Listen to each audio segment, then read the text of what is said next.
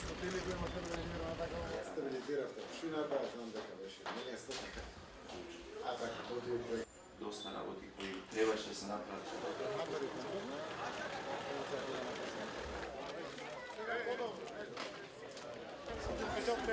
Никој не напреса. Јас сум Штипјанка. Ти слуша Македонија.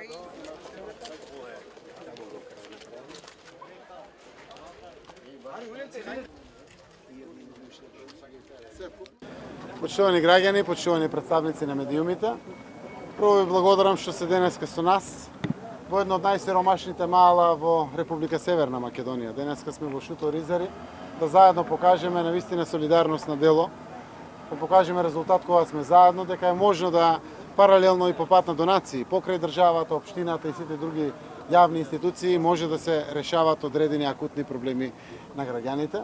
Денеска сме овде да на дело видиме практична реализација на 6 улици, каде што благодарение на фирми донатори, а под раководство на пратеникот Самка Ибраимовски, каде што обезбедивме решавање на периферен дел од Шутор Изари, каде што условите беа далеку под стандардите.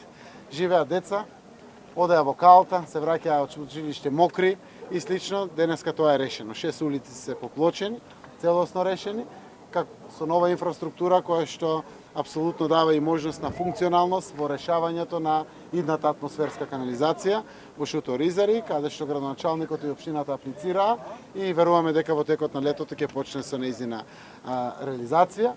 Овде се реализираат и многу други проекти. Се надеваме првата полициска станица уште во мај ќе биде отворена, затоа денеска и министрот за внатрешни работи со нас.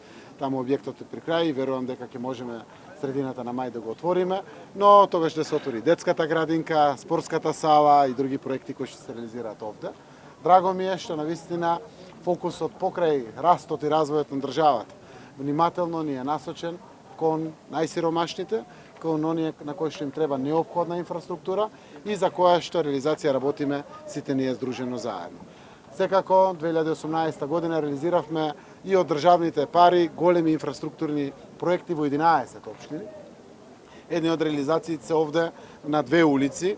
Едната улица е Виетнамска, другата улица е Волт Дизни, кои што беа предвидени во програмата. Едниот проект е 1.400.000 денари, другиот е 820.000 денари, но такви проекти се реализира во Битола, во Кочани, во Делчево и во останатите се вкупно 11 општини.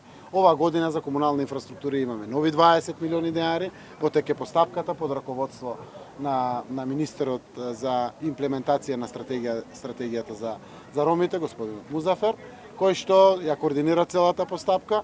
Целта ни е државата, општината и сите јавни институции да не бидат единствената наша надеж. Сакаме да апелираме и до сите други деловни луѓе, бизнисмени и компании кои што може да помогнат, да ни помогнат во делокругот на тоа што можат, за да можеме паралелно на повеќе траки да работиме, да навистина да го унапредиме квалитетот на инфраструктурниот живот на граѓаните од Шутор Изари, но и по сите други ромски мали кои што ги имаме ширум државата, кои што и како сите знаеме дека најмногу фокус треба да посветиме таму. Ви благодарам.